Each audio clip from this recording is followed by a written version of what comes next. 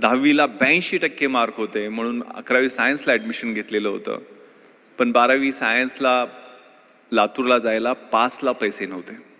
250 रुपये पासला नव्हते. आईनं द्यायला उशीर केला. 15-20 दिवस 12वी सायन्सची कॉलेज चुकलं. आपल्याला माहीत आहे सायन्सचा अभ्यास कसा असतो. आणि मग त्या त्या त्या फ्रस्ट्रेशनमधून, त्या आगतिकतेमधून तिनं गळ्याला फास लावला.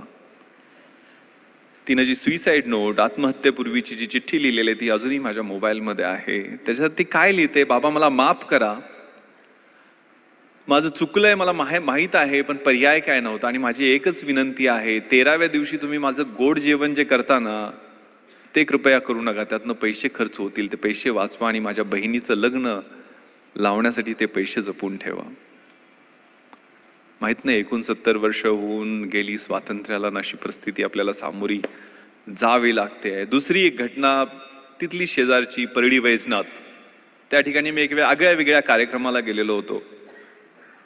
त्या गावानं एका मुलीला 10वीला 96.5% मार्क मिळाले म्हणून 1 लाख रुपये सगळ्या गावानं जमा करून दिलेले होते. आता ही 96.5% मार्क मिळालेली 10वीतली मुलगी कुठल्या IAS IPS किंवा शिक्षकाच्या किंवा कुठल्या मध्यमवर्गीयाच्या किंवा कुठल्या उद्योगाच्या घरातली नव्हती. तिचे आई वडील हे तिथल्या स्मशानामध्ये झोपडं लावून तिथलं स्मशानामधल्या चिता पेटवण्याचं काम करायचे. घरात लाईट सुद्धा नव्हती. दिवा कधी कधी विझला की स्मशानात चितेचा जो अग्नी असतो त्या आगीच्या उजेडात अभ्यास करून तिनं 96.5% मार्क मिळवलेले होते.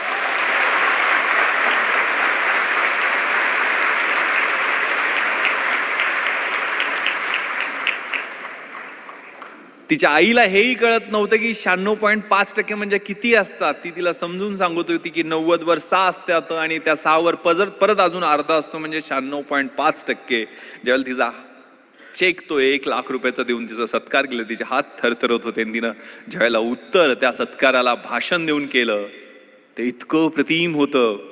ती काय म्हणाली की साहेब मला बी हैदराबादला जायचंय, पण हैदराबादला मला त्या सैराट मधल्या परशा आणि आर्ची सारखं पळून जायचं नाहीये.